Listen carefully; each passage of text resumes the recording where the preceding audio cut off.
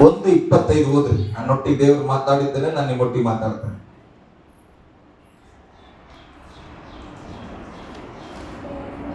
ಕೊಲೆಸ್ಲೋರಿಗೆ ಬರೆದ ಪತ್ರಿಕೆ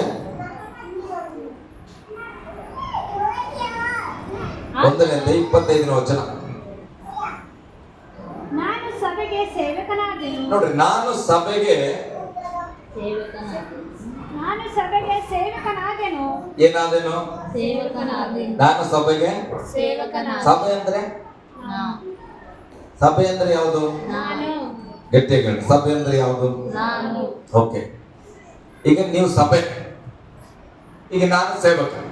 ನಾನು ಸಭೆಗೆ ಸೇವಕನಾದನಂದ್ರೆ ಯಾಕೆ ಸೇವೆ ಮಾಡ್ಬೇಕು? ನಾನು ಹೇಳ್ರಿ, ನೀವು ಸಂತೋಷವಾಗಿ ಹೇಳ್ಬೋದು, ನಿಮ್ಮ ಸೇವೆ ಮಾಡ್ಬೇಕು. ಹಲ್ಲೆಲೂಯಾ. ಅದಕ್ಕೆ ನಾನು ರಾಜಶೇಖರನಿಗೆ ಹೇಳ್ತಾನೆ, ನಾನು ನಿಮ್ಮ ಸೇವಕ. ನಿಮ್ಮ ಮನೆ ಕರೆಯಕ್ಕೆ ಹಣ ಬೇಕಾಗಿಲ್ಲ ಅಣ್ಣ. ನಿಮ್ಮ ಮನೆ ಕರೆಯುವಾಗ ನನಗೆ ಊಟ ಇರಬೇಕಾಗಿಲ್ಲ. ನಿಮ್ಮ ಮನೆಗೆ ಕರೆಯುವಾಗ ನನಗೆ ಒಳ್ಳೆ ಕುಸಾನಿರೋ ಚೇರ್ ಇರಬೇಕಾಗಿಲ್ಲ. ನೀವು ಚೆನ್ನಾಗಿ ಅರ್ಥ ಮಾಡ್ಕೊಳ್ಬೇಕು. ನೀವೊಂದು ಸಭೆ ಆಗಿದ್ದೀರಿ, ನಿಮ್ಮ ಸೇವಕ. ನಿಮ್ಮ ಸೇವೆಗಾಗಿ ದೇವರು ನನ್ನನ್ನು ಆರಿಸಿದಾನಂದ್ರೆ ನಾವು ಯಾಕೆ ಗೌರವಿಸ್ರಿ? ಇಲ್ಲ ಅಂತಲ್ಲ. ಬಟ್ ಚೇರ್ ಇಲ್ಲದ ತಕ್ಷಣ ಸೇವಕರನ್ನ ಕರೆಯಂಗಿಲ್ಲ. ಕಾಣಿಕೆ ಇಲ್ಲದ ತಕ್ಷಣ ದೇವರ ಸೇವಕರನ್ನ ಕರಿಬಾರ್ದ? ಯಾಕೆ? ಆ ಸೇವಕರು ಏನು ದೇವರಿಗಿಂತ ದೊಡ್ಡವರ? ಯೇಸು ಸ್ವಾಮಿನ ಬಂದು ಪಾದವನ್ನ ತೊಳೆದ ಶಿಷ್ಯರ ಪಾದನ. ಮತ್ತೆ ನಾನು ಏನಪ್ಪ? ನೀವು ನಿಮ್ಮ ಸೇವಕರನ್ನ ಪ್ರೀತಿಸ್ರಿ, ಗೌರವಿಸ್ರಿ. ಒಂದು ನಿಮ್ಗೆ ಇಷ್ಟ ಆದ್ರೆ ಜಾಗ, ಮನೆ ಎಲ್ಲ ಬರ್ಕೊಡ್ರಿ, ನಾನು ತಗೊಳ್ತೇನೆ. ಆದ್ರೆ ನಿಮ್ಮ ಮನೆ ಪ್ರಾರ್ಥನೆ ಕರೆಯುವಾಗ ಹೃದಯದಲ್ಲಿ ನಿಮ್ಗೆ ಭಯಕ್ಕೆ ಇದ್ರೆ ಸಾಕು. ನನ್ನನ್ನು ಕರೆಯುವಾಗ, ಬೇರೆ ಸೇವಕನ ಬಗ್ಗೆ ನನಗೆ ಗೊತ್ತಿಲ್ಲ, ಬಟ್ ಬೈಬಲ್ ಹೇಳ್ತದೆ ನಾನು ಎಲ್ಲಿಗೆ ಸೇವಕನಾಗಿದ್ದೇನೆ? ನಾನು ಸಭೆಗೆ ಸೇವಕನಾದೆನು. ಅದಕ್ಕೆ ನಾನು ಹೇಳ್ತೇನೆ, ನಿಮ್ಮೆಲ್ಲರನ್ನ ನಾವು ಪ್ರೀತಿಸ್ಲಿಕ್ಕೆ ಕಾರಣ ಏನು ಗೊತ್ತಾ? ನೀವು ಕ್ರಿಸ್ತನ ಸಭೆ ಆಗಿದ್ದೀರಿ. ಹಲ್ಲೆಲೂಯಾ. ನೀವು ಅಂತ ನಾವು ನಿಮ್ಮನ್ನು ಪ್ರೀತಿಸ್ತಾ ಇಲ್ಲ, ನೀವು ಅಂತ ನಾವು ನಿಮ್ಮನ್ನು ಗೌರವಿಸ್ತಾ ಇಲ್ಲ. ನೀನು ಕ್ರಿಸ್ತನ ಒಂದು ಸಭೆ, ದೇವರ ಆಲಯ ನೀನು ಆಗಿರುವ ಕಾರಣ, ನಿನ್ನ ಒಳಗಡೆ ದೇವರು ವಾಸ ಮಾಡುವ ಕಾರಣ ನಿನ್ನ ಮೇಲೆ ನಮಗೆ ಅಪಾರವಾದ ಪ್ರೀತಿ ಇದೆ. ಯಾವತ್ತೂ ಕೂಡ ಮಿಸ್ಅಂಡರ್ಸ್ಟ್ಯಾಂಡಿಂಗ್ ಮಾಡ್ಕೋಬಾರದು. ಹಲ್ಲೆಲೂಯಾ. ನಾನು ನಿಮ್ಮನ್ನು ಹೆಚ್ಚಾಗಿ ಪ್ರೀತಿಸುತ್ತೇನೆ, ಲೋಕದ ರೀತಿಯಲ್ಲಿ ನಾನು ಪ್ರೀತಿಸಲ್ಲ. ಹಲ್ಲೆಲೂಯಾ. ನಿಮ್ಮ ಸೌಂದರ್ಯವನ್ನ ನಾನು ಪ್ರೀತಿಸಲ್ಲ, ನಿಮ್ಮ ಹಣವನ್ನ ನಾನು ಪ್ರೀತಿಸಲ್ಲ, ನಿಮ್ಮ ಅಂತಸ್ತನ್ನ ನಾನು ಪ್ರೀತಿಸಲ್ಲ. ನೀನು ಒಂದು ದೇವರ ಆಲಯವಾಗಿದ್ದಿ. ಅದಕ್ಕೆ ದೇವರ ಆಲಯವಾಗಿರತಕ್ಕಂಥ ಎಲ್ಲಾ ವ್ಯಕ್ತಿಗಳನ್ನ ನಾನು ಪರಿಪೂರ್ಣವಾಗಿ ಪ್ರೀತಿಸುತ್ತೇನೆ. ಕಾರಣ ನಾನು ಸಭೆಯ ಸೇವಕನು. ಹಲ್ಲೆಲೂಯಾ. ಗಟ್ಟಿಯಾಗಿ ಹಲ್ಲೆಲೂಯಾ. ಅದಕ್ಕೆ ಇಲ್ಲಿ ವಾಕ್ಯ ಹೇಳ್ತಾನೆ, ನಾನು ಸಭೆಗೆ ಸೇವಕನಾದೆನು. ಯಾತಕ್ಕಾಗಿ? ಮುಂದೆ ಹೋದ್ರಿ. ದೇವರು ತನ್ನ ವಾಕ್ಯವನ್ನ ಸಂಪೂರ್ಣವಾಗಿ ತಿಳಿಸುವ ಕೆಲಸವನ್ನು ಯಾರ ಪ್ರಯೋಜನಕ್ಕಾಗಿ? ನೋಡಿ, ಸಭೆಗೆ ಸೇವಕನಾಗಿದ್ದು ನಾನು. ದೇವರ ವಾಕ್ಯವನ್ನ ಹೇಳುವ ಕೆಲಸ ನನ್ನದು. ಆದ್ರೆ ವಾಕ್ಯವನ್ನ ಹೇಳುವ ಕೆಲಸದ ಪ್ರಯೋಜನ ಯಾರಿಗೆ? ನಿಮಗೆ. ಇದು ನಾನು ವಾಕ್ಯ ಹೇಳಿದ್ದಕ್ಕೆ ನಾನು ಕಾಣಿಕೆ ಸಂಪಾದನೆ ಮಾಡುವಂತದ್ದಲ್ಲ. ಇದು ಸೇವೆ. ಹಲ್ಲೆಲೂಯಾ. ಸೇವೆ ಅಂದ್ರೆ ಪಾಸ್ಟರ್ ಬಂದು ವಾಕ್ಯ ಹೇಳ್ತಾನ, ಪಾಸ್ಟರ್ ಬಂದು ಪ್ರಾರ್ಥನೆ ಮಾಡ್ತಾನ, ಪಾಸ್ಟರ್ ಬಂದು ಪ್ರವಾದನೆ ಹೇಳ್ತಾನ, ಪಾಸ್ಟರ್ ಬಂದು ಒಂದು ಚೌಕಟ್ಟಿ ಪ್ರಾರ್ಥನೆ ಮಾಡಿದ್ರೆ ಕಾಣಿಕೆ ಕೊಡಬೇಕು, ಒಂದು ಟೇಪ್ ಕಟ್ ಮಾಡಿದ್ರೆ ಪ್ರಾರ್ಥನೆ ಕಾಣಿಕೆ ಕೊಡಬೇಕು. ಹಾಸ್ಪಿಟಲ್ ಅಲ್ಲಿ ಪಾಪ ಆತ ಈಗೋ ನಾಳೆ ಹೋಗ್ತಾನ, ಟಿಕೆಟ್ ಆಗೋ ಪರಿಸ್ಥಿತಿಯಲ್ಲಿ ಬಂದು ಜಪ ಮಾಡಿದ್ರು ಕೂಡ ಕಾಣಿಕೆ ಕೊಡಬೇಕು. ಹಲ್ಲೆಲೂಯಾ. ಇದೆಲ್ಲ ಸೇವೆ. ಸೇವೆ ಅಂದ್ರೆ ಬೈಬಲ್ ಹೇಳ್ತದೆ, ದೇವರ ವಾಕ್ಯವನ್ನು ಉಪದೇಶ ಮಾಡ್ಲಿಕ್ಕೆ ನನಗೆ ಒಂದು ಕೆಲಸ ಕೊಟ್ಟಂತ ದೇವರು. ಆ ಕೆಲಸದ ನಿಮಿತ್ತ ನಿನಗೆ ಪ್ರಯೋಜನ ಆಗ್ಬೇಕು, ನನಗಲ್ಲ. ಹಲ್ಲೆಲೂಯಾ. ಗಟ್ಟಿಯಾಗಿ ಹಲ್ಲೆಲೂಯಾ. ನಾನು ನಂಬಿರೋ ಸೇವೆ ಇಂಥದ್ದು ಪ್ರೇರೆ. ನಾ ಮಾಡೋ ಸೇವೆಯಿಂದ ನನಗೆ ಪ್ರಯೋಜನ ಆಗ್ಬೇಕು. ನಾನೊಂದು ಮನೆಗೆ ಹೋಗೋದ್ರಿಂದ ನನಗೊಂದು 500 ರೂಪಾಯಿ ಕಾಣಿಕೆ ಬರಬೇಕು. ನಾನೊಂದು ಮನೆಗೆ ಪ್ರಾರ್ಥನೆ ಹೋಗೋದ್ರಿಂದ ನನ್ನ ಮನೆಯ ಹೊಟ್ಟೆ ತುಂಬಬೇಕು ಅಂದ್ರೆ ಆತನ ನಿಜವಾದ ಸೇವಕ ಆಗಕ್ಕೆ ಸಾಧ್ಯನೇ ಇಲ್ಲ. ಬೈಬಲ್ ಹೇಳ್ತಾ, ನಾನು ಸಭೆಗೆ ಸೇವಕನಾದೆನು. ದೇವರು ತನ್ನ ವಾಕ್ಯವನ್ನು ಸಂಪೂರ್ಣವಾಗಿ ತಿಳಿಸುವ ಕೆಲಸವನ್ನ ನಿಮ್ಮ ಪ್ರಯೋಜನಕ್ಕೋಸ್ಕರ ನಾನು ದಯಪಾಲಿಸಲಿ. ದೇವರ ವಾಕ್ಯದ ಜ್ಞಾನ ನನಗೆ ಕೊಟ್ಟಿದ್ರೆ ಇದು ನನ್ನ ಪ್ರಯೋಜನಕ್ಕಲ್ಲ, ದೇವರ ವಾಕ್ಯವನ್ನ ಮಾರಿಕೊಳ್ಳಿಕ್ಕಲ್ಲ. ನನಗೆ ಉತ್ತಮವಾದ ಜ್ಞಾನ ಇದೆ, ಒಂದು 10,000 ರೂಪಾಯಿ ಕೊಡ್ಬೇಕು ನಿಮ್ಮ ಮನೆಗೆ ಬಂದು ವಾಕ್ಯ ಹೇಳಲಿಕ್ಕೆ ಅಂದ್ರೆ ನನ್ನನ್ನ ಆ ಹಣಕ್ಕೋಸ್ಕರ ವಾಕ್ಯವನ್ನ ಮಾರ್ಕೊಂಡಂಗೆ. ಹಲ್ಲೆಲೂಯಾ. ಆದ್ರೆ ವಾಕ್ಯ ಹೇಳ್ತದೆ ಸತ್ಯವೇದದಲ್ಲಿ, ಈ ದೇವರ ವಾಕ್ಯವು ಬಹಳ ಬೆಲೆ ಉಳ್ಳದು.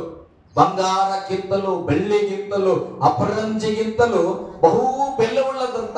ಅದನ್ನ ನಾನು ಯಾಕೆ 500 ರೂಪಾಯಿ ಕಾಣಿಕೆಗೆ ಮಾರ್ಕೊಳ್ಳಿಕ್ಕೆ ಬರಬೇಕು? ಹಲ್ಲೆಲೂಯಾ, ಗಟ್ಟಿಯಾಗಿ ಹಲ್ಲೆಲೂಯಾ. ಇದು ವಾಕ್ಯ ಹೇಳ್ತದೆ. ಅದಕ್ಕೆ ನಾನು ಹೇಳ್ತೇನೆ, ಸೇವಕ ನಿಮ್ಮ ಪ್ರಯೋಜನಕ್ಕಾಗಿ ಇದ್ದಾರೆ. ಪ್ರೀತಿಸ್ರಿ, ಗೌರವಿಸ್ರಿ, ಆದ್ರೆ ಮೇಲೆ ಇಟ್ಕೊಂಡ್ಬಿಡ್ಬೇಡ್ರಿ ತಲೆ ಮೇಲೆ. ಹಲ್ಲೆಲೂಯಾ. ಸೇವಕ ಇರೋದು, ಸೇವಕನ ಬಳಿ ಇರೋ ವಾಕ್ಯ ನಿನಗೆ ಪ್ರಯೋಜನವಾಗಬೇಕು. ಹಲ್ಲೆಲೂಯಾ, ಗಟ್ಟಿಯಾಗಿ ಹಲ್ಲೆಲೂಯಾ. ಓಕೆ, ಮುಂದೆ ಸ್ವಲ್ಪ.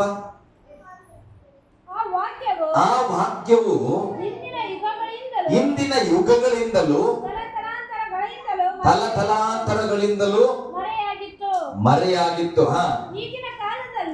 ಈಗಿನ ಕಾಲದಲ್ಲಿ ದೇವ ಜನರಿಗೆ ತಿಳಿಸಲ್ಪಟ್ಟಿದೆ. ಅನ್ಯ ಜನಗಳ ಅಂದ್ರೆ ದೇವರನ್ನ ಅರಿಯದ ಜನಗಳ ವಿಷಯವಾದ ಈ ಮರ್ಮದ ಮಹಿಮಾ ಅತಿಶಯವು ಎಷ್ಟೆಂಬುದನ್ನ ದೇವರು ಯಾರಿಗೆ ತಿಳಿಸ್ಲಿಕ್ಕೆ? ದೇವರು ತನ್ನ ಜನರಿಗೆ ತಿಳಿಸಲಿಕ್ಕೆ ಮನಸ್ಸು ಮಾಡಿಕೊಂಡನು. ದೇವರು ನಮಗೆ ಈ ಕೆಲಸ ಕೊಟ್ಟಿರೋದು ಯಾಕಂದ್ರೆ ದೇವರ ಮನಸ್ಸಲ್ಲಿ ಏನೋ ಇದೆ ನಿಮ್ಮ ಬಗ್ಗೆ. ದೇವರ ಮನಸ್ಸಲ್ಲಿ ನಿಮ್ಮ ಬಗ್ಗೆ ಒಂದು ದೊಡ್ಡ ಯೋಚನೆ ಇದೆ. ದೇವರ ಮನಸ್ಸಲ್ಲಿ ನಿಮ್ಮ ಬಗ್ಗೆ ಅಪಾರವಾದ ಪ್ರೀತಿ ಇದೆ. ಆ ದೇವರ ಪ್ರೀತಿಯ, ಆ ದೇವರ ಯೋಚನೆಯನ್ನ ನಿಮಗೆ ತಿಳಿಸುವುದಕ್ಕೆ ನನ್ನನ್ನ ಕರೆದಾನೆ. ನನ್ನ ಪ್ರೀತಿ ತಿಳಿಸಕ್ಕಲ್ಲ. ಹಲ್ಲೆಲೂಯಾ, ಗಟ್ಟಿಯಾಗಿ ಹಲ್ಲೆಲೂಯಾ. ನಾನು ನಿಮಗೆ ಬಹಳ ಜೀವ ಮಾಡ್ತಾರೆ, ನೀನ್ ನಮಗೆ ಬಹಳ ಜೀವ ಮಾಡಿದ್ರೆ ಇದಕ್ಕೆಲ್ಲ ದೇವ್ರು ನನ್ನ ಕರೆದಿದ್ದು. ದೇವರು ನಿಮ್ಮನ್ನು ಹೆಚ್ಚಾಗಿ ಪ್ರೀತಿಸುತ್ತಾನೆ. ಆ ಪ್ರೀತಿಯನ್ನ ತಂದು ನಿನಗೆ ತಲುಪಿಸಿ ನೀನು ದೇವರನ್ನ ಪ್ರೀತಿಸುವಂತೆ ಮಾಡುವ ಕೆಲಸ ನನ್ನದು. ಹಲ್ಲೆಲೂಯಾ. ನನ್ನನ್ನ ಕೆಲಸಕ್ಕೆ ಕರೆದವನು ದೇವರು. ಕೂಲಿನ ಯಾರು ಕೊಡ್ಬೇಕು? ದೇವರು ಕೊಡ್ಬೇಕು. ಮತ್ತೆ ನಾನು ಮನೆಗೆ ಬಂದಾಗ ಅಲ್ಲಿ ಎಕ್ಸೆಪ್ಟ್ ಮಾಡಿದ್ರೆ, ನಾನು ಅಂದುಕೊಂಡ್ರೆ ಅಥವಾ ಸಭೆಯಲ್ಲಿ ಕಾಣಿಕೆ ಚೀಲವನ್ನ ನಾನು ಎದುರು ನೋಡ್ತಾ ಇದ್ರೆ ನಾನು ಯಾರನ್ನ ನಂಬಿದ್ದೇನೆ? ಮನುಷ್ಯರ ಕೈಗಳನ್ನ ನಂಬಿದಂತ ಆಗ್ತದೆ. ಹಲ್ಲೆಲೂಯಾ, ಗಟ್ಟಿಯಾಗಿ ಹಲ್ಲೆಲೂಯಾ. ನಾನು ಹೇಳ್ತೇನೆ ಪ್ರಿಯರೇ, ದೇವರ ಸೇವಕರು ಅಂದ್ರೆ ನಿನಗೆ ಸತ್ಯದ ವಾಕ್ಯ ಬೋಧಿಸಬೇಕು, ವಾಕ್ಯದಲ್ಲಿ ನಿಲ್ಲಿಸಬೇಕು. ಅದು ಏನೇ ಆಗಿರಲಿ, ಅದು ಒಳ್ಳೆದ್ದು ಕೆಟ್ಟದ್ದು ಆದ್ರೂ ಕೂಡ ಕಠಿಣವಾಗಿ ಖಂಡಿಸಿ, ಕಠಿಣವಾದ ವಾಕ್ಯಗಳಿಂದ ನಮ್ಮನ್ನ ಪ್ರೀತಿಸುವಂತೆ ಮಾಡಿ, ದೇವರ ಮುಂದೆ ಆತ್ಮದಲ್ಲಿ, ಪ್ರಾಣದಲ್ಲಿ, ಶಾರೀರದಲ್ಲಿ ದೋಷವಿಲ್ಲದವರಾಗಿ ದೇವರ ಮುಂದೆ ನಿಲ್ಲುವಂತೆ ಮಾಡಬೇಕು. ಹಲ್ಲೆಲೂಯಾ, ಗಟ್ಟಿಯಾಗಿ ಹಲ್ಲೆಲೂಯಾ. ಓಕೆ, ಸ್ವಲ್ಪ ಮುಂದೆ ಹೋದ್ಮಾಗೆ ನೋಡ್ರಿ, ದೇವರು ತನ್ನ ಮಕ್ಕಳಿಗೆ ಇದೆಲ್ಲವನ್ನ ತಿಳಿಸಲಿಕ್ಕೆ ಮನಸ್ಸು ಮಾಡಿಕೊಂಡನು. ಈ ಮರ್ಮವು ಏನೆಂದರೆ, ಕ್ರಿಸ್ತನು ಪಾಸ್ಟರಲ್ಲಿದ್ದು. ಈ ಮರ್ಮ ಏನು? ದೇವ್ರು ಯಾಕೆ ನಮ್ಮನ್ನು ಆರಿಸಿಕೊಂಡನು? ಯಾವ ಮರ್ಮ ಹೇಳಲಿಕ್ಕೆ? ಯಾವ ಸತ್ಯ? ಇದುವರೆಗೆ ಬೈಬಲ್ ಹೇಳ್ತಾ ಇದುವರೆಗೆ ಅದು ಗುಪ್ತವಾಗಿತ್ತು, ಇದುವರೆಗೆ ಮರೆಯಾಗಿತ್ತು. ಯಾವುದ ವಿಚಾರ ಅಂದ್ರೆ ಬೈಬಲ್ ಹೇಳ್ತದೆ, ಕ್ರಿಸ್ತನು ನಿಮ್ಮಲ್ಲಿ ಇದ್ದು. ಹಲ್ಲೆಲೂಯಾ. ದೇವ್ರ ಆತ್ಮ ನನ್ನಲ್ಲದನ್ರಿ, ದೇವ್ರು ಹೇಳತ್ತನ್ರಿ, ದೇವ್ರು ಹೇಳ್ತಾನೆ ನಿಜ. ನನ್ನೊಳಗೆ ಇರುವ ಕ್ರಿಸ್ತನು ನಂಬಿಕೆ ಇರುವಾಗ ನಿನ್ನ ಒಳಗಡೆ ಇದ್ದಾನೆ ಅಂತ ಹೇಳ್ಬೇಕು. ಹಲ್ಲೆಲೂಯಾ. ನಿನ್ನ ಒಳಗಡೆ ಇದ್ದು. ಬೈಬಲ್ ಹೇಳ್ತದೆ ಕ್ರಿಸ್ತನು ನಿಮ್ಮಲ್ಲಿ ಇದ್ದು ನೋಡ್ರಿ, ಪ್ರಭಾವದ ನಿರೀಕ್ಷೆಗೆ ಆಧಾರಭೂತನಾಗಿರುವುದೇ ನಾವು ಆತನನ್ನ ಪ್ರಸಿದ್ಧಿಪಡಿಸುವರಾಗಿ. ಯಾರನ್ನ ಪ್ರಸಿದ್ಧಿಪಡಿಸ್ಲಿಕ್ಕೆ? ಕ್ರಿಸ್ತನನ್ನ ಪ್ರಸಿದ್ಧಿ ಪಡ್ಲಿಕ್ಕೆ. ನಾನ್ ಬಂದೆ, ಉದಾಹರಣೆಗೆ ನೀನ್ ಏನೋ ಮಿಸ್ಟೇಕ್ ಅಲ್ಲಿ ಇದ್ಯೋ, ಸಾಲದಲ್ಲಿದ್ಯೋ, ಸಮಸ್ಯೆದಲ್ಲಿ ಇದ್ಯೋ, ನಾನ್ ಬಂದು ಏನಾದ್ರು ನಿನಗೆ ಒಂದು 4 ಬುದ್ಧಿ ಮಾತು ಹೇಳಿ ನಿನಗೆ ಪ್ರೀತಿಯಿಂದ ನಾನು ವರ್ತಿಸಿ ನಿನ್ನನ್ನ ನಾನು ಬದಲಾಯಿಸಿದೆ ಅಂತ ಇಟ್ಕೋ. ಹಲ್ಲೆಲೂಯಾ. ಉದಾಹರಣೆ, ನೀನೇನೋ ಕಷ್ಟದಲ್ಲಿದೆ, ತಗೊಮ್ಮ ಒಂದ್ 10,000 ರೂಪಾಯಿ ತಗೊಮ್ಮ ಅಂತೇಳಿ ಸಹಾಯ ಮಾಡಿ ಬಲಪಡಿಸಿದೆ ಅಂತ ಇಟ್ಕೋ. ಹಲ್ಲೆಲೂಯಾ. ಇದೆಲ್ಲವನ್ನ ಮಾಡುವಾಗ ಯಾರು ಪ್ರಸಿದ್ಧಿಗೆ ಬರ್ಬೇಕು? ಅರಸುಪಾಸ್ ಪ್ರಸಿದ್ಧಿ ಬರ್ಬೇಕಾ? ಯೇಸು ಸ್ವಾಮಿ ಬರ್ಬೇಕಾ? ಹಲ್ಲೆಲೂಯಾ. ನಾನು ನಿಮ್ಗೆ ಬಹಳ ಜೀವ ಮಾಡಕತ್ತೇನ್ರಿ, ಅದಕ್ಕೆ ನಿಮ್ಗೆ ಟೈಮ್ 10,000 ರೂಪಾಯಿ ಕೊಡ್ತೇನ್ರಿ, ನೀವೇನ್ ಭಯ ಪಡಬೇಡ್ರಿ. ಹಲ್ಲೆಲೂಯಾ. ಇದಾದ್ರೂ ಹೋಯ್ತಿದ್ದು ಮಾರ್ಗ ಹೋಯ್ತು, ಯೂಟರ್ನ್ ತಗೊಳ್ತು. ಹಲ್ಲೆಲೂಯಾ. ಕ್ರಿಸ್ತನು ನನ್ನ ಒಳಗಡೆ ಒಂದು ಆಲೋಚನೆ ಹಾಕನ್ರಿ, ನೀವು ಸಮಸ್ಯೆಯಲ್ಲಿ ಇದ್ದೀರಂತ ದೇವ್ರು ನಾನು ಮಾತಾಡನ್ರಿ, ನಿಮ್ಗೆ ಒಂದು 10,000 ರೂಪಾಯಿ ಹೆಲ್ಪ್ ಮಾಡಕ್ಕೆ ದೇವ್ರು ಹೇಳನ್ರಿ, ಅದಕ್ಕೆ ನಾನು ಕೊಡ್ತಾ ಇದ್ದೇನೆ. ನಿನ್ನ ಮನಸ್ಸು ಎಲ್ಲಿಗೆ ಹೋಗ್ತದೆ? ಯಾರು ಹೇಳಿದ್ರು? ಅವರ ಕಡೆಗೆ ನಿನ್ನ ಪ್ರೀತಿ ಬೆಳೀತದೆ. ದೇವ್ರು ಹೇಳಿರೋದನ್ನ ಮುಚ್ಚಾಕಿ ನನ್ಗೆ ಅನಿಸ್ತಾ ಇದ್ರಿ, ನೀವು ಅಳ್ತಾ ಇದ್ರಿ ಯಾಕೋ ಅಂತ ಹೇಳಿ ನನ್ನ ಮನಸ್ಸು ತಡಿಲಿರ್ರಿ, ಅದಕ್ಕೆ ನಾನು ನಿಮ್ಗೆ 10,000 ರೂಪಾಯಿ ಕೊಟ್ಟಾರೆ. ಹಲ್ಲೆಲೂಯಾ. ಎಷ್ಟು ಒಳ್ಳೆಯವರಪ್ಪ ನಮ್ಮ ಪಾಸ್ಟರ್, ಹಂಗೆ ಬರ್ತದ. ಹಲ್ಲೆಲೂಯಾ. ಆ ಪಾಸ್ಟರ್ ಒಳ್ಳೆಯವರು ಆಗಿದ್ರೆ ಆತನ ಒಳ್ಳೆ ಹೃದಯ ಕೊಟ್ಟವನು ಯೇಸು ಸ್ವಾಮಿ. ನಾನು ಉದಾಹರಣೆಗಳು ನಿಮ್ಮಲ್ಲಿ ಕೂಡ ನಿನಗೆ ಯಾರೋ ಒಬ್ಬ ಸಹಾಯ ಮಾಡಿರ್ಬೇಕು, ನಿನ್ಗೆ ಯಾರೋ ಒಬ್ರು ಸಂತೈಸಿರ್ಬೇಕು, ನಿನ್ಗೆ ಯಾರೋ ಒಬ್ರು ಒಂದು ದಿನ ಪಾಪ ಇಲ್ಲಿ ತರ ಹೋಗೋಣ ಅಂದ್ರೆ ಜೊತೆಯಲ್ಲಿ ಬಂದಿರಬಹುದು. ಆದ್ರೆ ನಾನು ಹೇಳ್ತೇನೆ, ಅವನೇ ಒಳ್ಳೆಯವನಲ್ಲ, ಅವನ ಸೃಷ್ಟಿ ಮಾಡಿದ ದೇವರು. ತಕ್ಕ ಸಮಯದಲ್ಲಿ ನಿನ್ನ ಎದುರುಗಡೆ ಬರಮಾಡದೆ ಹೋಗಿದ್ರೆ ನಿನ್ಗೆ ಹೇಗೆ ಸಹಾಯ ಮಾಡ್ತಾನೆ? ಅಲ್ಲೆಲೂಯಾ. ನಾನು ಹೇಳ್ತೇನೆ, ಅದಕ್ಕೆ ದೇವರು ನಮ್ಮನ್ನ ಕರೆದಿದ್ದು ನಿಮ್ಮ ಪ್ರಯೋಜನಕ್ಕಾಗಿ. ನಾನು ಬಂದು ನಿಮ್ಮಲ್ಲಿ ನನ್ನ ಪ್ರಯೋಜನವನ್ನು ಮಾಡಿಕೊಂಡು ನನ್ನ ಜೀವಿತವನ್ನು ನಡೆಸಲಿಕ್ಕಾಗಿ ಅಲ್ಲ. ಸತ್ಯವೇದ ಹೇಳುತ್ತದೆ, ದೇವರ ಗುಪ್ತವಾಗಿದ್ದ ಸಂಗತಿನ ನಿಮಗೆ ತಿಳಿಸಲಿಕ್ಕೆ ಸೇವಕರನ್ನ ಅಥವಾ ವಿಶ್ವಾಸಿಗಳನ್ನ, ಸುವಾರ್ತಿಕರನ್ನ ದೇವರು ಆರಿಸಿಕೊಂಡಿದ್ದಾರೆ. ಬೈಬಲ್ ಹೇಳ್ತದೆ, ನಾವು ಕ್ರಿಸ್ತನನ್ನ ಪ್ರಸಿದ್ಧಿಪಡಿಸುವರಾಗಿ ಸಕಲರಿಗೂ ಬುದ್ಧಿ ಹೇಳುತ್ತಾ ಸರ್ವರಿಗೂ ಪೂರ್ಣ ಜ್ಞಾನವನ್ನು ಉಪದೇಶಿಸುತ್ತಾ ದೇವರ ಮುಂದೆ ಎಲ್ಲರನ್ನು ಕ್ರಿಸ್ತನಲ್ಲಿ ಪ್ರವೀಣರನ್ನಾಗಿ ನಿಲ್ಲಿಸುವುದಕ್ಕೆ ಪ್ರಯತ್ನಿಸುತ್ತಾ ಇದ್ದೇವೆ. ಅಲ್ಲೆಲೂಯಾ. ನಾನು ಹೇಳ್ತೇನೆ, ಬೇರೆಯವ್ರು ಏನೋ ನನಗೆ ಗೊತ್ತಿಲ್ಲ, ನಾನು ಓದಿದ ಸತ್ಯವೇದದಲ್ಲಿ ಹಿಂಗೆ ಬರೆದಿದೆ. ನನ್ನ ಮನಸ್ಸು ಏನು ನಿರ್ಧಾರಿಸಿದೆ, ನಮ್ಮ ಸೇವೆಯ ನಿರ್ಧಾರ ಏನಂದ್ರೆ, ನಮ್ಮ ಸಭೆಗೆ ಯಾರಾದ್ರೂ ಬರಲಿ, ಅವ್ರು ಒಳ್ಳೆಯವರು ಕೆಟ್ಟವರು, ಪಾಪ ಮಾಡಿ ಬಂದನೋ, ಕಳ್ತನ ಮಾಡಿ ಬಂದನೋ, ಏನ್ ಮಾಡಿ ಬಂದನೋ ನನಗೆ ಗೊತ್ತಿಲ್ಲ. ಆದ್ರೆ ಇಲ್ಲಿ ನನ್ನ ಮುಂದೆ ದೇವರು ಕಳಿಸಿದ್ರೆ ನನ್ನ ಕೆಲಸ ಏನಂದ್ರೆ, ಕ್ರಿಸ್ತನನ್ನ ಅವನಲ್ಲಿ ತುಂಬಿ ಕ್ರಿಸ್ತನ ಮುಂದೆ ಆತನು ಎಲ್ಲ ವಿಷಯಗಳಲ್ಲೂ ಕೂಡ ಪ್ರವೀಣ ಆಗ್ಬೇಕಂತ. ಆರಾಧನೆ ವಿಷಯದಲ್ಲಿ, ನಂಬಿಕೆ ವಿಷಯದಲ್ಲಿ, ಪರಿಶುದ್ಧತೆ ವಿಷಯದಲ್ಲಿ, ಕೊಡುವ ವಿಚಾರದಲ್ಲಿ, ಮನೆಯಲ್ಲಿ ಅತಿಥಿ ಸತ್ಕಾರ ಮಾಡೋ ವಿಚಾರದಲ್ಲಿ, ಸ್ತ್ರೀ ಆಗಿದ್ರೆ ಒಳ್ಳೆ ಹೆಂಡತಿಯಾಗಿ, ಒಬ್ಬರಿಗೆ ಅಕ್ಕ ಆಗಿದ್ರೆ ಒಳ್ಳೆ ಅಕ್ಕನಾಗಿ, ತಾಯಿಯ ಸ್ಥಾನದಲ್ಲಿದ್ರೆ ಒಬ್ಬ ಒಳ್ಳೆ ತಾಯಿಯಾಗಿ, ಪುರುಷನಾಗಿದ್ರೆ ಒಳ್ಳೆ ಗಂಡ, ಒಳ್ಳೆ ತಂದೆ, ಒಳ್ಳೆ ತಮ್ಮ, ಅಣ್ಣ, ಭಾವ, ಏನಿವನ್ ಯಾವ ಸ್ಥಾನದಲ್ಲಿ ನಾವಿದ್ದೇವೋ ಆ ಎಲ್ಲಾ ಸ್ಥಾನದಲ್ಲೂ ಕೂಡ ಒಳ್ಳೆಯವರಾಗಿರ್ಬೇಕಂತ. ನನ್ನ ಹೆಂಡತಿಗೆ ಒಳ್ಳೆಯವ್ ನಾನು. ನಮ್ಮ ಅಕ್ಕ ಕಷ್ಟದಲ್ಲಿದ್ರೆ 100 ರೂಪಾಯಿ ಕೊಟ್ಟಿಲ್ಲ ಅಂದ್ರೆ ನಮ್ಮ ಅಕ್ಕನ ಹೃದಯದಲ್ಲಿ ಏನಾಗಿದ್ದಾನೆ? ಏನಾಗಿರುತ್ತೆ? ಒಳ್ಳೆಯವನಂದ್ರೆ ಬರೀ ಹೆಂಡತಿಗೆ ಮಾತ್ರ ಒಳ್ಳೆಯವನಾಗಿರೋದಲ್ಲ. ನಾನು ಒಳ್ಳೆಯವನಂದ್ರೆ ಯಾವ ಕಿಪ್ಪಿಯಲ್ಲಿ ಬಿಸಾಕಿದ್ರು ಕೂಡ ಒಳ್ಳೆವಾಗಿರ್ಬೇಕು. ಅಲ್ಲೆಲ್ಲೂಯಾ. ಈಗ ಇದು ನನ್ನ ಹತ್ರ ಗೋಲ್ಡ್ ರಿಂಗ್ ಇಲ್ಲ, ನನ್ನ ಹೆಂಡತಿ ಆದಷ್ಟು ಬೇಗ ಕೊಡ್ಸೋಳಿದಾನ. ಅಲ್ಲೆಲ್ಲೂಯಾ. ಕಳೆದ ಸಾರಿ ಎಲ್ಲ ಮೊನ್ನೆ ಬರ್ತಡೆಗೆ ಪಾಪ ಎಲ್ಲ ರೆಡಿ ಮಾಡಿ ಇಟ್ಟಿದ್ಳು. ನಾನು 35,000 ರೂಪಾಯಿ ಆ ಕಡೆ ಈ ಕಡೆ ಏನೋ ನಂದೇ ಆದ ನಮ್ದು ಇರ್ತದ, ಹಂಗೆ ಸ್ವಲ್ಪ ಆ ಕಡೆ ಆರಿಸಿ ಈ ಕಡೆ ಆರಿಸಿ ಖಾಲಿ ಮಾಡಿಬಿಟ್ವಿ. ಹಂಗಾಗಿ ಗೋಲ್ಡ್ ರಿಂಗ್ ಬಂದಿಲ್ಲ, ಇಲ್ಲಾಂದ್ರೆ ಬರ್ತಿತ್ತು. ಈಗ ಆ ರಿಂಗ್ ಅನ್ನ ತೆಗೆದು, ಗೋಲ್ಡ್ ರಿಂಗ್ ಅನ್ನ ನಾನು ತಿಪ್ಪೆ ಒಳಗಡೆ ಬಿಸಾಕ್ಬಿಡ್ತೇನೆ. ತಿಪ್ಪೆ ಒಳಗಡೆ ಬಿದ್ದಿದೆ ಈಗ ಗೋಲ್ಡ್ ರಿಂಗ್ ಅನ್ಕೊಡ್ರಿ, ನಾನು ಅನ್ಕೊಳ್ತಾ ಇದ್ದೆ. ಈಗ ಯಾರೋ ಬಂದು ಇಲ್ಲಿ ಬಾ ಮಸಾತಿ ತಗೊಂಡು ನನ್ನ ಕೈಯಲ್ಲಿ ಇದ್ದಿದ್ದದು ಗೋಲ್ಡ್ ರಿಂಗ್, ಬೆಳ್ಳಿ ರಿಂಗ್, ಅದು ಗೋಲ್ಡ್ ರಿಂಗ್. ಅದು ತೆಗೆದು ಈಗ ನಾನು ಆ ಕಡೆ ತಿಪ್ಪೆಯಲ್ಲಿ ಬಿಸಾಕಿದ್ದೇನೆ. ಈಗ ಸ್ವಾತಿ ಅಮ್ಮ ತಿಪ್ಪೆಯಲ್ಲಿ ಇದ್ದಂತ ಆ ರಿಂಗ್ ಅನ್ನ ತೆಗೆದುಕೊಂಡ್ಳು. ಅದು ತಿಪ್ಪೆ ರಿಂಗ? ಸಗಣಿ ರಿಂಗ್? ಏನ್ ನಿಮ್ ಕಡೆ ಎಂಡಿ ರಿಂಗ್ ಅದು, ಅಥವಾ ಮತ್ತೊಂದು ಮನ್ಸನ್ ರಿಂಗ? ಇಲ್ಲ. ಯಾವ್ದು? ಗೋಲ್ಡ್ ಅದು. ತಿಪ್ಪೆಯಲ್ಲಿ ಬಿದ್ದಿರ್ಲಿ, ಅದು ಅರಮನೆಯಲ್ಲಿ ಇರ್ಲಿ, ಅರಸು ಕೈಯಾಗಿರ್ಲಿ, ಸ್ವಾತಿ ಕೈಯಾಗಿರ್ಲಿ, ಮತ್ತೊಬ್ಬ ಭಿಕ್ಷುಕರ ಕೈಯಲ್ಲಿ ಹೋಗ್ಲಿ, ಅದು ಯಾವ್ದದು?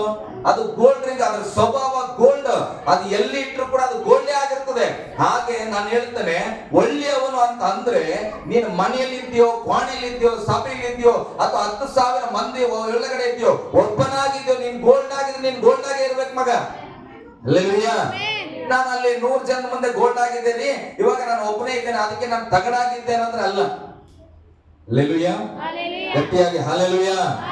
ಬೈಬಲ್ ಹೇಳ್ತದೆ, ದೇವರ ಮುಂದೆ ನಾವು ಪ್ರವೀಣರಾಗಿರಬೇಕು. ಬರೀ ವಾಕ್ಯ ಹೇಳೋದ್ರಲ್ಲಿ ಪ್ರವೀಣ ಆದ್ರೆ ಸಾಲ ತರಿಸ್ಕೋ, ಮನೆಯಲ್ಲಿ ಹೆಂಡತಿರು ಕೂಡ ಪ್ರೀತಿಸ್ಬೇಕು. ಅಲ್ಲೆಲ್ಲೂಯಾ. ಅಲ್ಲಿ ಮುಪ್ಪಿನ ವಯಸ್ಸಲ್ಲಿ ತಂದೆ ತಾಯಿ ಇದಾರ, ಅವ್ರದ್ದು ಏನೋ ಕಷ್ಟ ಇದ್ರೆ ಆ ಕಷ್ಟ ನನಗೆ ಅರ್ಥ ಆಗ್ಬೇಕು. ಇಲ್ಲಾಂದ್ರೆ ತಂದೆ ತಾಯಿ ಹೃದಯದಲ್ಲಿ ನಾನು ಏನಾಗಿದ್ದಾನೆ? ತಗಡಾಗಿರ್ತೇನೆ. ಅಲ್ಲೆಲ್ಲೂಯಾ. ನಾವು ಕ್ರಿಸ್ತನನ್ನ ನಂಬಿದ್ರೆ, ನಾವು ದೇವರ ಮಕ್ಕಳಾಗಿದ್ರೆ, ನಮ್ಮ ಸ್ವಭಾವ ಎಲ್ಲೇ ಇದ್ರೂ ಕೂಡ ದೇವರ ಮಕ್ಕಳಾಗಿರ್ಬೇಕು. ಅಲ್ಲೆಲ್ಲೂಯಾ. ನಾನು ಸ್ವಾತ್ಯಮ್ಮನ ಜೊತೆ ಇದ್ದಾಗ ದೇವರ ಮಗ, ನಮ್ರತನ ಜೊತೆಯಲ್ಲಿ ಇದ್ದಾಗ ಸೈತಾನನ ಮಗ ಅಲ್ಲ. ಅಲ್ಲೆಲ್ಲೂಯಾ. ಗಟ್ಟಿಯಾಗಿ ಹಲ್ಲೆಲೂಯಾ, ಹಲ್ಲೆಲೂಯಾ. ಅದಕ್ಕೆ ವಾಕ್ಯ ಹೇಳ್ತೇವೆ, ಪ್ರಸಿದ್ಧಿ ಯಾರನ್ನ? ಕ್ರಿಸ್ತನನ್ನ ಪ್ರಸಿದ್ಧಿ ಪಡಿಸುವರಾಗಿ ಸಕಲರಿಗೂ, ಎಲ್ಲರಿಗೂ ಬುದ್ಧಿ ಹೇಳುತ್ತಾ ಸರ್ವರಿಗೂ ಪೂರ್ಣ ಜ್ಞಾನವನ್ನು ಉಪದೇಶಿಸುತ್ತಾ ಯಾರ ಮುಂದೆ? ಅವರು ದೇವರ ಮುಂದೆ ಎಲ್ಲರನ್ನ ಕ್ರಿಸ್ತರಲ್ಲಿ ಪ್ರವೀಣರಾಗಿರ್ಬೇಕು. ಬಾಳ ಮಸ್ತ್ ಡ್ರೈವಿಂಗ್ ಮಾಡ್ತಾನ್ರಿ, ಸ್ತೋತ್ರ, ಒಳ್ಳೇದು. ಬಾಳ ಮಸ್ತ್ ಅಡಿಗೆ ಮಾಡ್ತಾನ್ರಿ, ಸ್ತೋತ್ರ, ಒಳ್ಳೇದು. ಪ್ರಾರ್ಥನೆ ಮಾಡಕ್ಕೆ ಬರ್ತದ? ಇಲ್ಲ. ನಂಬಿಕೆ ಇದನ? ಇಲ್ಲ. ಪರಿಶುದ್ಧವಾಗಿದಾನ? ಇಲ್ಲ. ಎದಕ್ ಬಂತು? ಕ್ರಿಸ್ತನ ಮುಂದೆ ನೀನು ಪ್ರವೀಣನಲ್ಲ. ನಾನು ಕಳೆದ ದಿವಸ ಒಬ್ಬರ ಹತ್ರ ಡಿಸ್ಕಷನ್ ಮಾಡುವಾಗ ಹೇಳ್ತಾ ಇದ್ದೆ, ತಕ್ಕ ಸಮಯಕ್ಕೆ ಟೈಪ್ ಕೊಡ್ತೀಯಾ? ಹೌದು. ತಕ್ಕ ಸಮಯಕ್ಕೆ ಸಭೆಗೆ ಬರ್ತೀಯಾ? ಹೌದು, ಬರ್ತೇನೆ. ಯಾವ್ದಾದ್ರು ಮೀಟಿಂಗ್ಸ್ ಮಾಡಿದ್ರೆ ಹಣ ಕೊಡ್ತೀಯಾ? ಹೌದು. ಬೈಬಲ್ ಇದೆನಾ? ಇದೆ. ಬೈಬಲ್ ಓದ್ತೀಯಾ? ಹೌದು, ಓದ್ತೇನೆ. ಪ್ರಾರ್ಥನೆ ಮಾಡ್ತೀಯಾ? ಮಾಡ್ತೇನೆ. ಉಪವಾಸ ಮಾಡ್ತೀಯಾ? ಮಾಡ್ತೇನೆ. ನೀನು ಕಣ್ಣು ಮುಚ್ಚಿದ್ರೆ ನಿನ್ ಹೃದಯ ನಿನ್ನನ್ನ ಪರಿಶುದ್ಧನು ಅಂತ ಹೇಳ್ತದ? ಇಲ್ಲ, ಮುಗೀತು, ನಡಿ ನೀನು ಹೊರಗೆ. ಹಲ್ಲೆಲೂಯಾ. ನೋಡಪ್ಪ, ನನಗೆ ಮೆಚ್ಚುಗೆ ನಿನ್ನ ಹಣ ನೋಡಿ, ನಿನ್ ಬೈಬಲ್ ಬರೋದು ನೋಡಿ, ನಿನ್ ಶಿಸ್ತಾಗಿ ಬರೋದು ನೋಡಿ, ನನ್ನ ಗೌರವಿಸೋದು ನೋಡಿ ನನ್ನ ಹೃದಯ ಬಹಳ ಸಂತೋಷ ಪಟ್ಟಿತ್ತು. ವಾ, ಎಷ್ಟು ಒಳ್ಳೆ ಬಿಲಿವರಪ್ಪ. ಹಲ್ಲೆಲೂಯಾ. ನನ್ನ ಹೆಂಡತಿ ಎಷ್ಟು ಒಳ್ಳೆಯವಳಪ್ಪ. ಆದ್ರೆ ದೇವರಿಗೆ ಕಾಣಿಕೆ ಕೊಟ್ಟ ತಕ್ಷಣ ಸಂತೋಷ ಆಗ್ತದ? ಹಂಗಾಗಿದ್ರೆ ಕಾಯಿನ ಕಾಣಿಕೆಯನ್ನು ಕೂಡ ದೇವರು ಮೆಚ್ಕೋಬೇಕಿತ್ತು. ಏಬೆಲಿಂದ ಯಾಕೆ ಮೆಚ್ಕೊಂಡನು? ಹೃದಯ ತುಂಬಿ ಕೊಟ್ಟದನ್ನ ದೇವರು ಮೆಚ್ಕೊಂಡನು. ಪರಿಪೂರ್ಣವಾಗಿ ಕೊಟ್ಟ ಕಾಣಿಕೆಯನ್ನು ದೇವರು ಮೆಚ್ಕೊಂಡನು.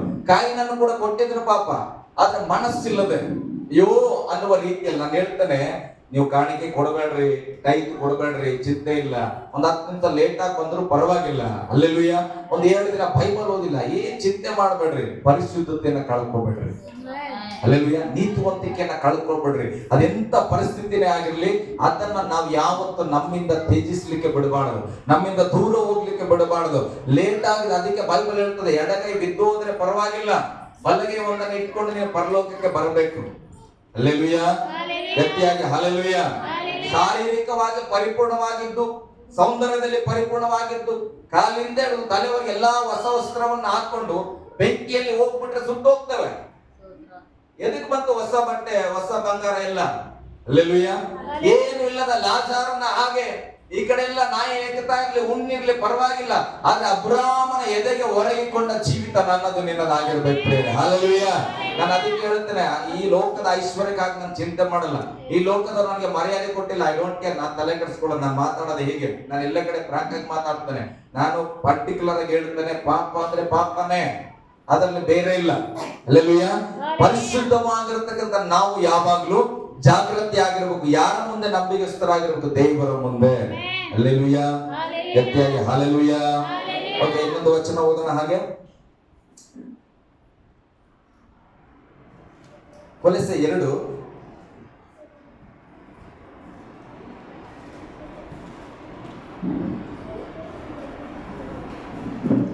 10ನೇ ವಚನ, 9ನೇ ವಚನ ಓದ್ ಮಗ. ಕ್ರಿಸ್ತನಲ್ಲಿಯೇ ಅಥವಾ 8ರಿಂದ ಓದಿ ಸ್ವಲ್ಪ.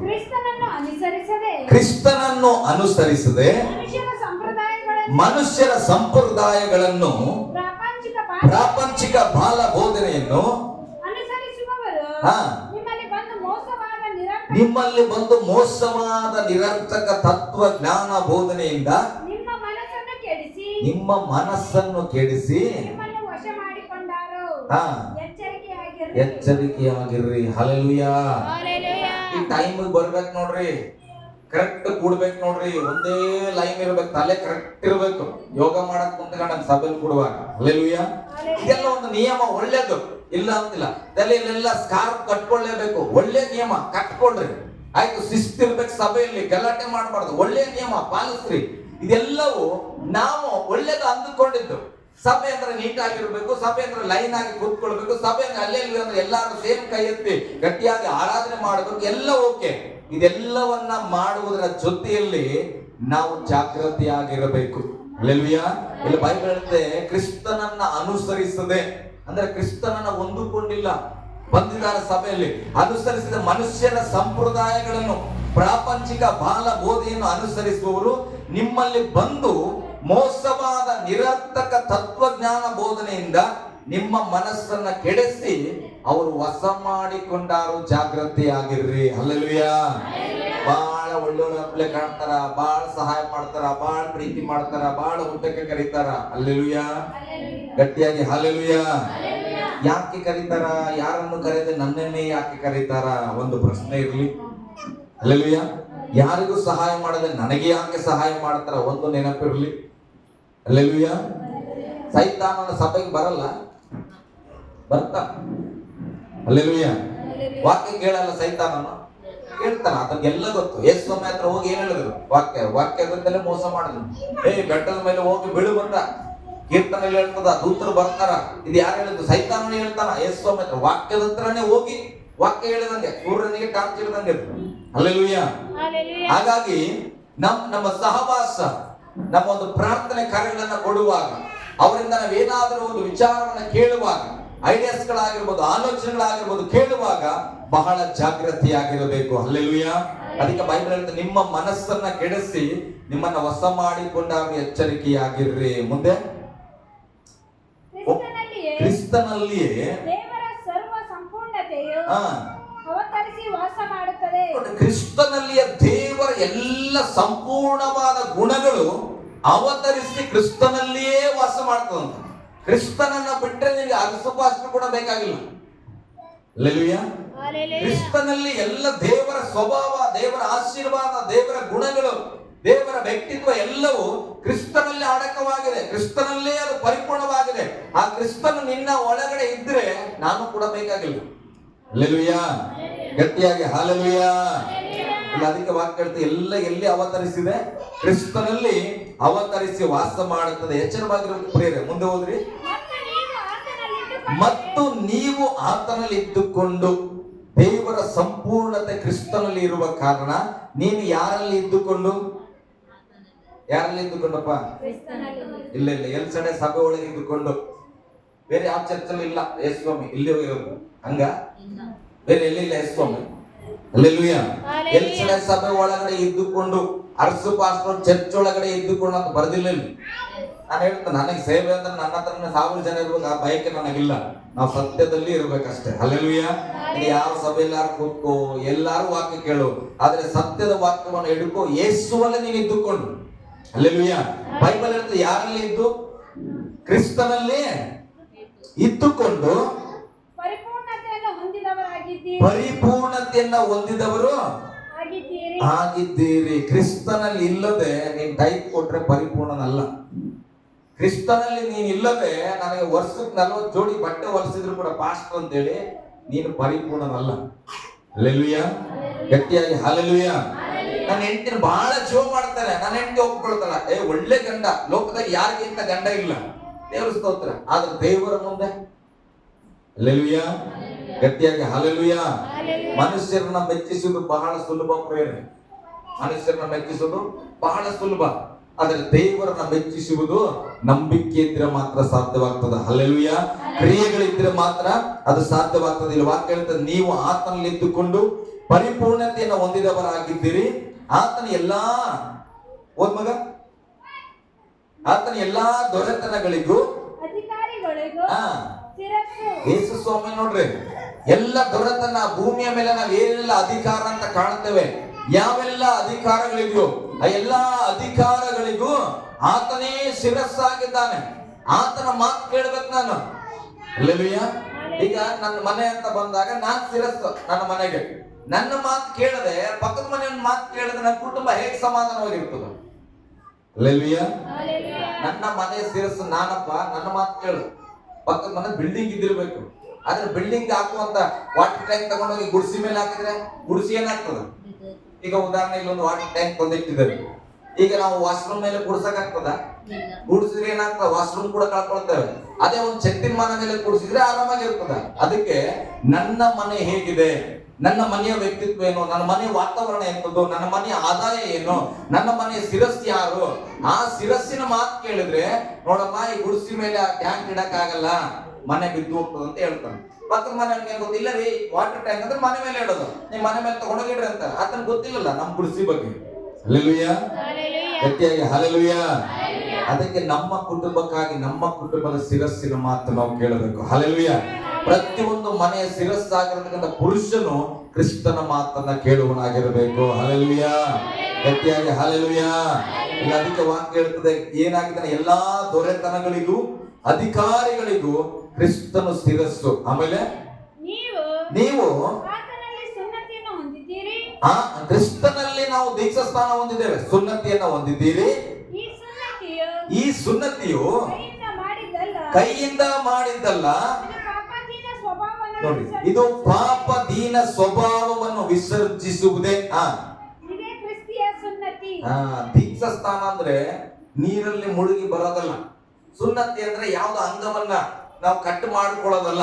ಇಲ್ಲ, ಬೈಬಲ್ ಹೇಳ್ತದೆ, ದೀಕ್ಷಾ ಸ್ಥಾನ ಅಥವಾ ಸುನ್ನತಿ ಅಂದ್ರೆ ನನ್ನಲ್ಲಿರುವಂತ ಪಾಪವನ್ನ ತೆಗೆದುಹಾಕುವುದಂತ. ಹಲ್ಲೆಲೂಯಾ. ಪಾಪವನ್ನ ವಿಸರ್ಜಿಸಿ ಬಿಡೋದು ದೀಕ್ಷಾ ಸ್ಥಾನ. ನಾನ್ ದೀಕ್ಷಾ ಹೊಂದಿದ್ದೇನೆ, ಹೌದಪ್ಪ, ನೀನ್ 100 ಸಾರಿ ದೀಕ್ಷಾ ಹೊಂದಿ. ಕೆಲವರು ನನ್ನ ಕಣ್ಣ ಮಟ್ಟಿಗೆ 4-5 ಸಭೆಗಳಲ್ಲಿ ದೀಕ್ಷಾ ತೆಗೆದುಕೊಂಡ್ರು. ನಿನ್ನ ಪಾಪವನ್ನು ನೀನು ವಿಸರ್ಜನೆ ಮಾಡಿಲ್ಲ, ಬಿಟ್ಟು ಕೊಟ್ಟಿಲ್ಲ ಅಂದ್ರೆ ನಿನ್ ದೀಕ್ಷಾ ಎದಕ್ಕೆ ಬರ್ತದ? ಹಲ್ಲೆಲೂಯಾ. ಅದಕ್ಕೆ ಬೈಬಲ್ ಹೇಳ್ತದೆ, ಪಾಪ ದೀನ ಸ್ವಭಾವವನ್ನ ವಿಸರ್ಜಿಸುವುದೇ ಇದೇ ಕ್ರಿಸ್ತಿಯ ಸುನ್ನತಿ. ಹಲ್ಲೆಲೂಯಾ. ಅದಕ್ಕೆ ಒಂದು ಕಡೆ ವಾಕ್ಯ ಹೇಳ್ತೀನಿ, ನಿಮ್ಮ ಹೃದಯದಲ್ಲಿ ಸುನ್ನತಿ ಮಾಡಿಕೊಳ್ಳ್ರಿ, ನಿಮ್ಮ ಹೃದಯವನ್ನ ಶುದ್ಧಿ ಮಾಡಿಕೊಳ್ಳ್ರಿ. ಹೊರಾಂಗಣವನ್ನ ನಾವು ಶೃಂಗಾರ ಮಾಡಿಕೊಳ್ಳುವುದಲ್ಲ, ನಮ್ಮ ಹೃದಯದ ಅಂಗಳವನ್ನ ನಾವು ಶುದ್ಧಿ ಮಾಡಿಕೊಳ್ಳಬೇಕು. ಹಲ್ಲೆಲೂಯಾ. ಗಟ್ಟಿಯಾಗಿ ಹಲ್ಲೆಲೂಯಾ. ಪಕ್ಕದಲ್ಲಿ ಕೈ ಕೊಟ್ಟು ಹೇಳ್ರಿ, ಪಾಪವನ್ನು ವಿಸರ್ಜಿಸುವುದೇ ನಿಜವಾದ ದೀಕ್ಷಾ. ಹಲ್ಲೆಲೂಯಾ. ನಾವು ಅದನ್ನ ಹೊಂದಿಕೊಳ್ಬೇಕು ಪ್ರಿಯರೇ. ಫಿಲಿಪ್ಪಿಯವರಿಗೆ ಬರೆದ ಪತ್ರಿಕೆ 3ನೇ ಅಧ್ಯಾಯ 2ನೇ ವಚನ.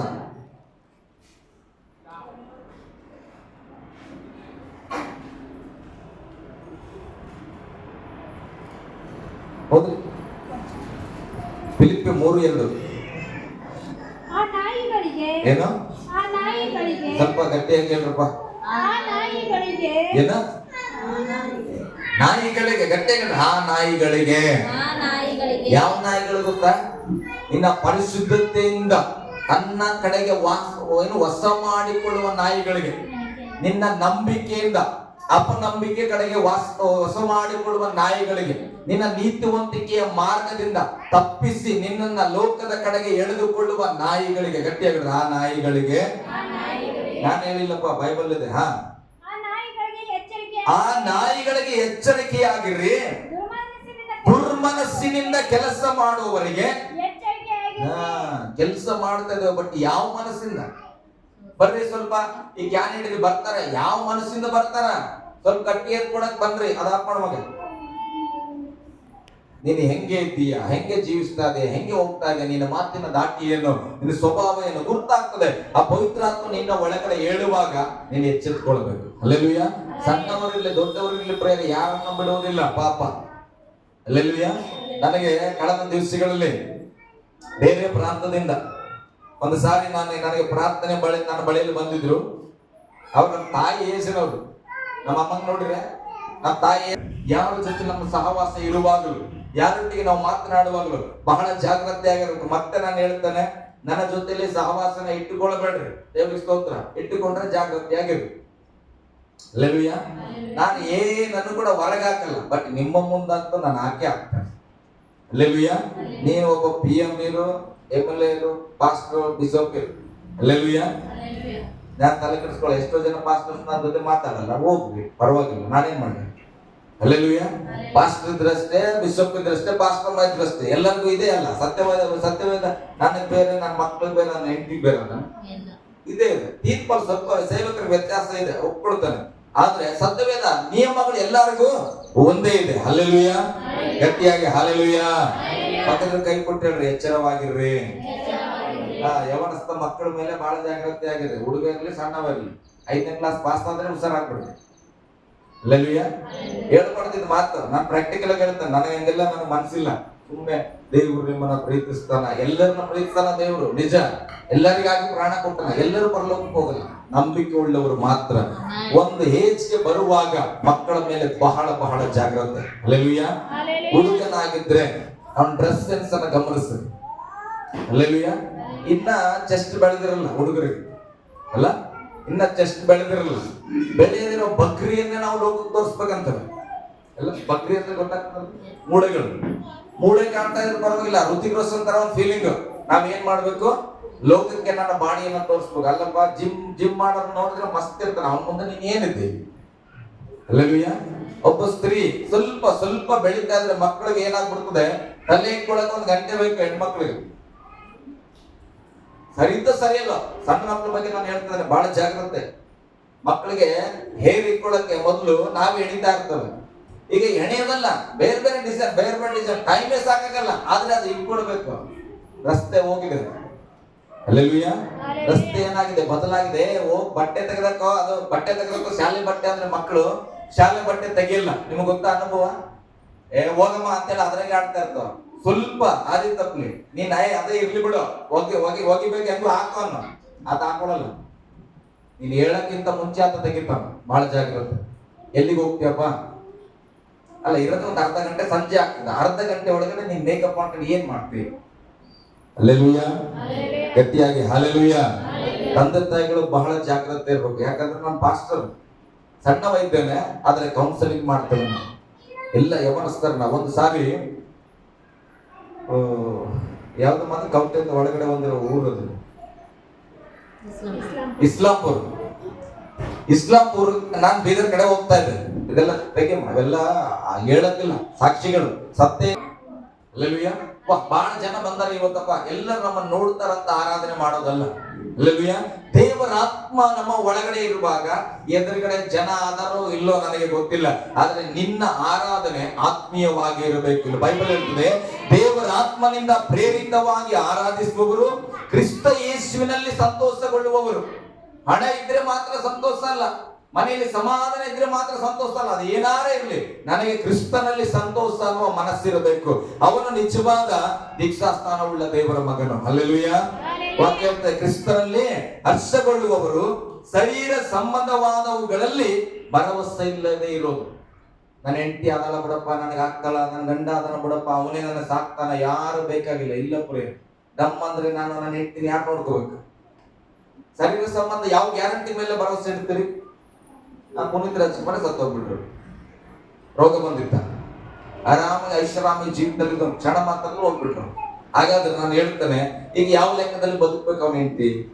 ಹಲ್ಲೆಲೂಯ. ಗಟ್ಟಿಯಾಗಿ ಹಲ್ಲೆಲೂಯ. ಶರೀರ ಸಂಬಂಧಗಳ ಮೇಲೆ ಭರವಸೆ ಇಲ್ಲದೆ ಇರಬೇಕು. ಪ್ರೀತಿ ಮಾಡ್ರಿ, ಗಂಡನ ಪ್ರೀತಿ ಮಾಡ್ರಿ, ಮಕ್ಕಳನ್ನ ಪ್ರೀತಿ ಮಾಡ್ರಿ, ಭರವಸೆ. ಈ ನನ್ನ ದೊಡ್ಡ ಮಗ ನನಗೆ ಹಾಕ್ಬಿಡ್ತಾನ, ನಾವು ಪುರಾಣೆ ಆಗಲ್ಲ. ಹಲ್ಲೆಲೂಯ. ಬೈಬಲ್ ಹೇಳ್ತಾ, ಮದುವೆ ಮಾಡ್ಕೊಂಡ್ಮೇಲೆ ಆತ ಯಾರ ಜೊತೆ ಇರ್ಬೇಕು? ಹೆಂಡತಿ ಜೊತೆ ಇರ್ಬೇಕು. ಹೋಗ್ತಾನ, ಹೋಗ್ಲಿ ಬಿಡ್ರಿ, ಸಂತೋಷವಾಗಿರ್ರಿ, ನಿಮಗೆ ದೇವರು ಆಗುತ್ತಾನೆ. ಹಲ್ಲೆಲೂಯ. ನಿನ್ನನ್ನ ದೇವರು ನಡೆಸ್ತಾನೆ. ಅದಕ್ಕೆ ಪ್ರೀತಿ ಮಾಡ್ರಿ ಮಕ್ಕಳನ್ನ. ಭಾಗ ಕೆಳಗೆ ಸ್ವತಂತ್ರವಾಗಿ ಭಾಗ ಕೊಡ್ರಿ. ಹಲ್ಲೆಲೂಯ. ಪ್ರೀತಿ ಮಾಡ್ರಿ. ಬೈಬಲ್ ಹೇಳ್ತದೆ, ಯೇಸು ನನ್ನೊಟ್ಟಿಗಿರ್ಬೇಕು. ಶರೀರ ಸಂಬಂಧಗಳ ಮೇಲೆ ಭರವಸೆ ಇಲ್ಲದಿರುವ ನಾವೇ ನಿಜವಾದ ಸುನ್ನತಿ ಉಳ್ಳವರಂತ. ಹಲ್ಲೆಲೂಯ. ನನ್ನ ತಂದೆ ತಾಯಿ ಪ್ರೀತಿಸ್ತಾನೆ, ನಾನು ಒಂದಿನ ನಮ್ಮ ಅಮ್ಮನ್ ಬಿಟ್ಟಿರಕ್ಕಾಗಲ್ಲ, ಆದ್ರೂ ಕೂಡ ಕ್ರಿಸ್ತನ ಮೇಲಿರುವ ಪ್ರೀತಿಗಾಗಿ ನಾನು ಉಳಿದಿದ್ದೇನೆ. ಇವಾಗ ದೇವರೇನಾದ್ರೂ ಮಗ ನಿನ್ ಸೇವೆಗೆ ಸಾಕಪ್ಪ, ನೀನ್ ಮನೆಗೆ ಹೋಗಂದ್ರೆ ನನಗೆ ಯಾವ್ದು ಲೆಕ್ಕಕ್ಕಿಲ್ಲ, ಬರಿಗೈಲಿ ನಾನು ಹೋಗ್ಬಿಡ್ತಾನೆ. ಅಷ್ಟು ಆಸೆ ನನ್ನ ಮನೆ ಮೇಲೆ, ನಾನು ಬಿಟ್ಟೇ ಹೋಗಿಲ್ಲ ಒಂದು ದಿನ. ಆದ್ರೆ ಇವತ್ತು ಯಾರಿಗಾಗಿ ಯೇಸು ನನ್ನ ಮೇಲೆ ಇಟ್ಟು ಪ್ರೀತಿಗೆ, ಒಂದು ಒಡಂಬಡಿಕೆಗೆ ನಾವು ಸೇವಿಲ್ಲ. ನಾನು ಹೇಳ್ತೇನೆ, ಏನಾರು ಕೊಡ್ಲಿ ದೇವರು ಕೊಡದೇ ಇರಲಿ, ಆದ್ರೂ ಕೂಡ ನನಗೆ ಸಂತೋಷ, ನಾನು ಕ್ರಿಸ್ತನ ಮಗನು. ಹಲ್ಲೆಲೂಯ. ಗಟ್ಟಿಯಾಗಿ ಹಲ್ಲೆಲೂಯ. ನಾವೆಲ್ಲರೂ ನಿಂತ್ಕೊಂಡು ಪ್ರೇರೆ ಇನ್ನೊಂದು ವಚನ ಓದಿ ನಾನು ಪ್ರಾರ್ಥನೆ ಮಾಡ್ತೇನೆ. ಎಲ್ಲ ಎದ್ದು ನಿಂತ್ಕೊಂಡು ದಯಮಾಡಿ.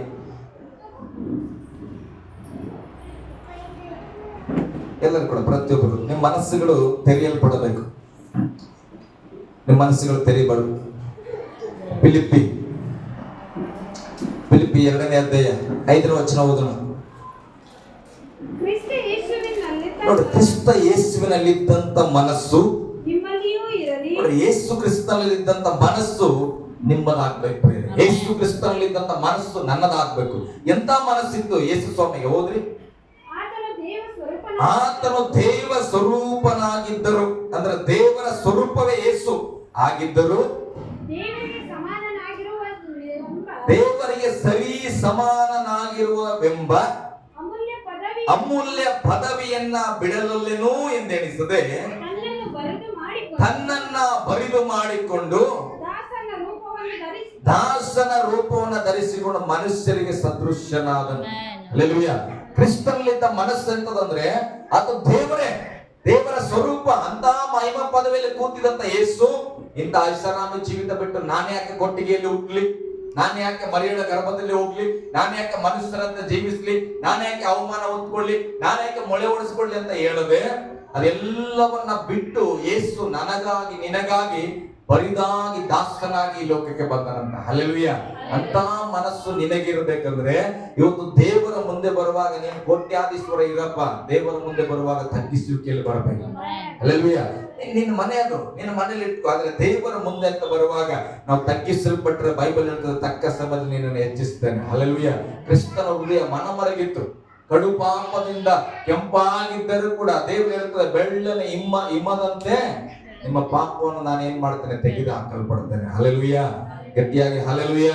ನಾನು ಹೇಳ್ತೇನೆ ಪ್ರಿಯರೇ, ಕಣ್ಗಳನ್ನು ಮುಚ್ಚಿ ಇವತ್ತು ನಾವು ಪ್ರಾರ್ಥನೆ ಮಾಡೋಣ. ಕ್ರಿಸ್ತನಂತ ಹೃದಯ ನನಗೆ ಕೊಡು ಸ್ವಾಮಿ. ಕ್ರಿಸ್ತನ